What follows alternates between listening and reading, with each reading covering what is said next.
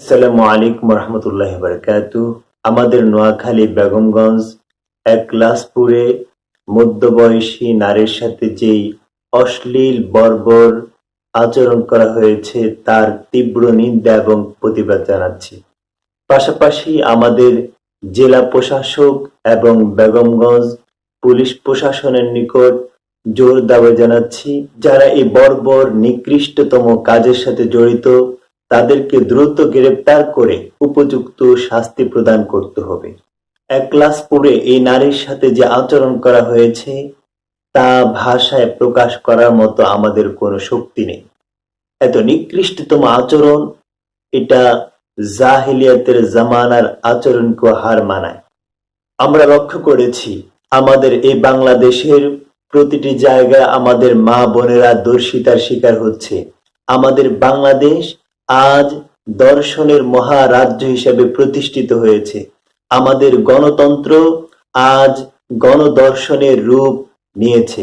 আজকে আমাদের মা বোনেরা ঘরে নিরাপদ না, রাস্তায় নিরাপদ না, কোনো জায়গায় তারা নিরাপদ না।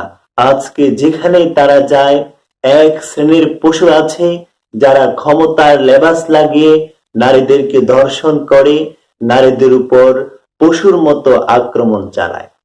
এই বর্বর আচরণ থেকে আমাদের এই দেশকে মুক্ত করতে হবে।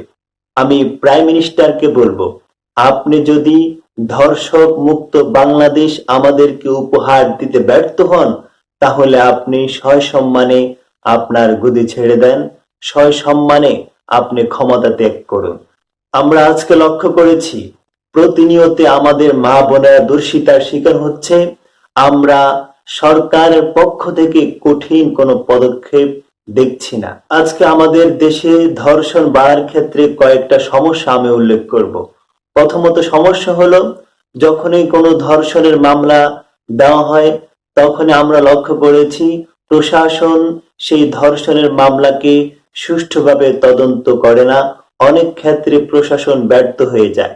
দ্বিতীয় কারণ, প্রশাসন যখন ধর্ষকদেরকে গ্রেপ্তার করে তখন দলীয় প্রভাবে, দলীয় নেতাদের প্রভাবে এই ধর্ষকরা ছাড় পেয়ে যায়, তাদেরকে ছেড়ে দেওয়া হয়।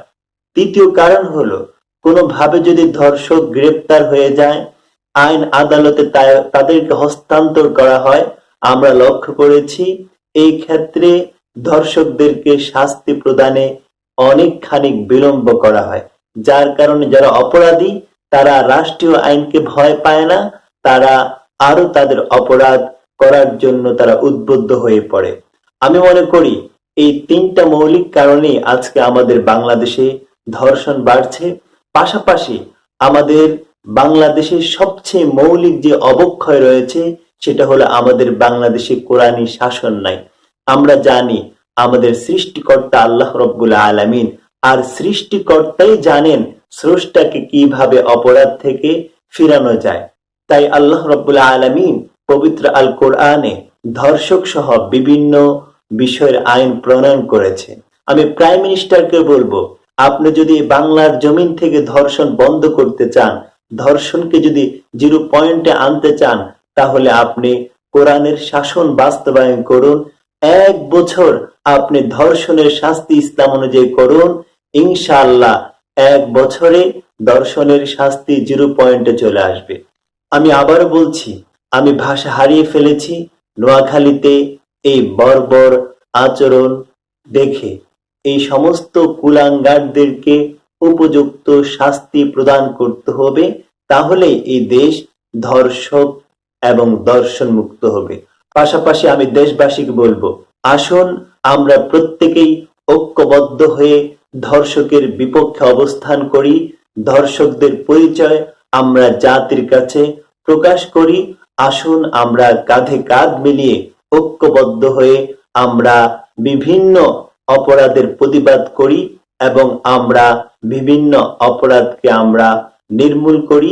আল্লাহ রব্বুল আলামিন আমাদের প্রত্যেককে ধর্ষক মুক্ত, অপরাধ মুক্ত একটি বাংলাদেশ গঠন করার তৌফিক দান করুক।